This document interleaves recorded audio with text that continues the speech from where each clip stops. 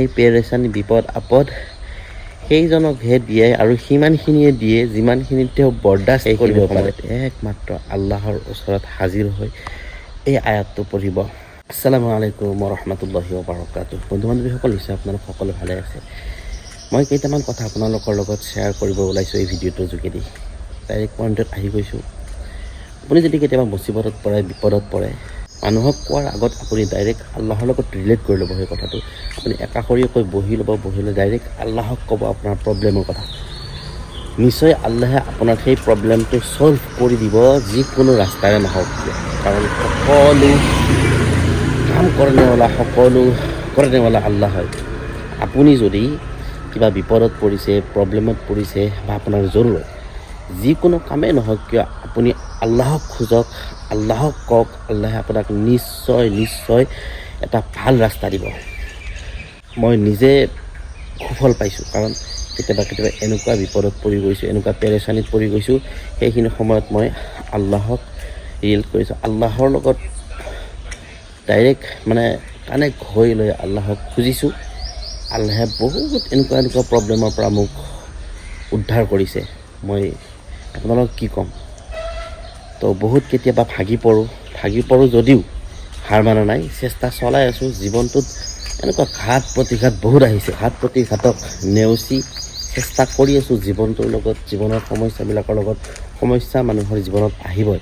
সেই সমস্যাবিলাকৰ পৰা কেতিয়াও আপুনি ভাগি নাযাব। চেষ্টা কৰি থাকক। আৰু প্ৰত্যেকটো বস্তু দুনিয়াত যেতিয়া ক'ব, মানুহক ক'ব, মানুহে হয়তো আপোনাক ঠুকৰাই দিব, মানুহে হয়তো আপোনাক না কৰিব। কিন্তু যেতিয়া আপুনি আল্লাহক খুজিব, কাৰণ তেওঁ সকলো কৰ্ণেৱালা, সকলো দেনেৱালা, জীৱন দেনেৱালা তেওঁৱে হয়, মানুহক মৃত্যু দেনেৱালা তেওঁৱে হয়। তো আপুনি যদি ডাইৰেক্ট তেখেতক খোজে, তেতিয়াহ'লে আপোনাক কেতিয়াও বিমুখ নকৰিব ইনশাআল্লাহ। কাৰণ সকলো মালিক আল্লাহ হয়। কুন ফায়াকিনৰ মালিক আল্লাহ বুলি কোৱা হৈছে। যদি মানুহে আল্লাহৰ ওচৰত খোজে, আল্লাহক যদি কয়, তেতিয়া আল্লাহে নিদিব বুলি মোৰ ধাৰণা নহয়। আল্লাহে নিশ্চয় দিব। তো আপোনালোকে যিকোনো বিপদত পৰক, মুচিবতত পৰক, আপোনাৰ কিবা জৰুৰত আছে, আল্লাহক খোজক, নিশ্চয় আল্লাহে আপোনালোকক সকলোখিনি সমস্যাৰ সমাধান দান কৰিব। তো বন্ধু বান্ধৱীসকল, মই যেতিয়াই বিপদত পৰিছোঁ বা মুচিবতত পৰিছোঁ, মই আল্লাহক খুজিছোঁ, আল্লাহৰ ওচৰত কৈছোঁ, আল্লাহক ডাইৰেক্ট খুজিছোঁ। তো মই পাইছোঁ, তাৰ ফল পাইছোঁ। আল্লাহে মোক সেনেকুৱা সমস্যাবিলাকৰ সমাধানো দিছে। যেনেকৈ খুজিছোঁ তেনেকৈ পাইছোঁ, তাতকৈ কেতিয়াবা বেহতৰ হৈছে। চাবচোন, আপুনি কেতিয়াবা এনেকুৱা হয়, কাক ক'ম, কি কৰিম, এনেকুৱা লাগি যায়। এনেকুৱা মুচিবত, এনেকুৱা পেৰেচানিত পৰোঁ, এনেকুৱা জুলুমত পৰোঁ। সেইখিনি সময়ত একমাত্ৰ আল্লাহৰ ওচৰত হাজিৰ হৈ এই আয়াতটো পঢ়িব। ৰব্বি আন্নী মাগলুবুন ফান্তাছিৰ। হে আল্লাহ, মই অসহায়, তুমি মোক সহায় কৰা। নিশ্চয় আল্লাহে আপোনাক সহায় কৰিব। যি বিপদেই নাহক কিয়, যি মুচিবতেই নাহক কিয়, তো আল্লাহৰ ওচৰত ক'ব। সকলো মুচিবত দেনেৱালা আল্লাহ হয়, সকলো পেৰেচানি দেনেৱালা আল্লাহ হয়, আৰু তাৰ পৰা উদ্ধাৰ কৰণেৱালাও আল্লাহে হয়।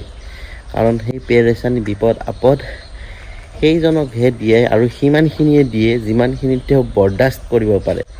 তো যদি বৰদাস্ত কৰিব পাৰে, আল্লাহৰ ওচৰত খোজক, আল্লাহে নিশ্চয় দয়া কৰিব। মোক পৰীক্ষা কৰে আল্লাহে।